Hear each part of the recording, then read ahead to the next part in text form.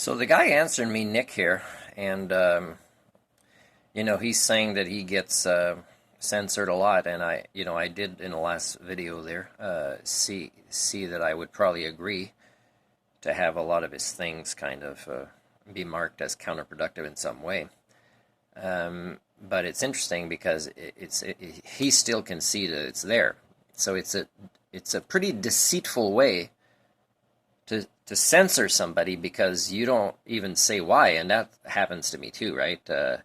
Including on Facebook.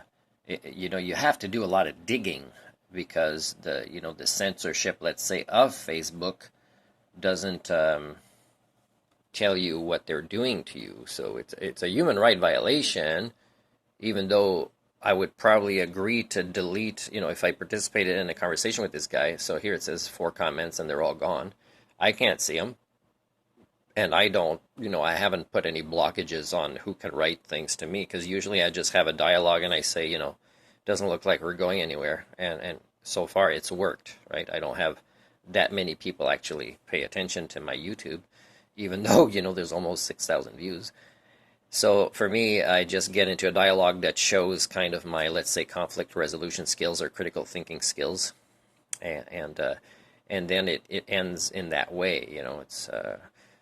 But this person, like, I didn't even get a chance to get to that point with him because YouTube censors him along with other platforms. And I'm not saying I disagree with them censoring him. What I'm saying is I disagree with the dishonest way they do it because although, he might post things that fits their rules, the way they censor him also violates his human rights.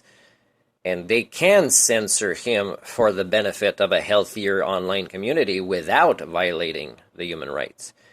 So again, like, that's not specifically what I hear politicians interviewing the people in charge of these platforms asking, if we even hear it, because often, it's not stuff they'll show in the news, these conversations, because the people agree if it's private, for example.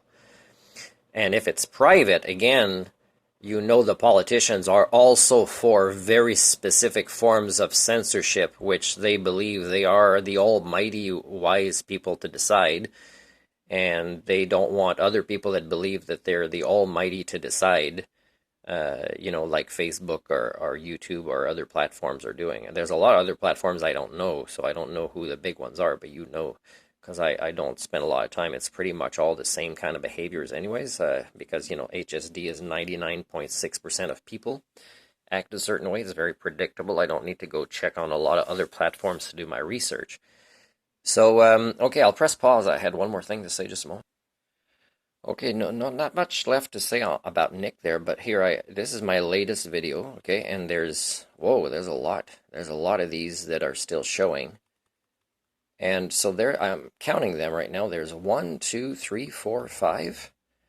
And I think it said 4 up here. Yeah, it says 4. And there's 5. And this time, at this time, I'm going to not do anything and see if eventually YouTube does all the cleaning themselves, right? You can test to see how efficient they might be.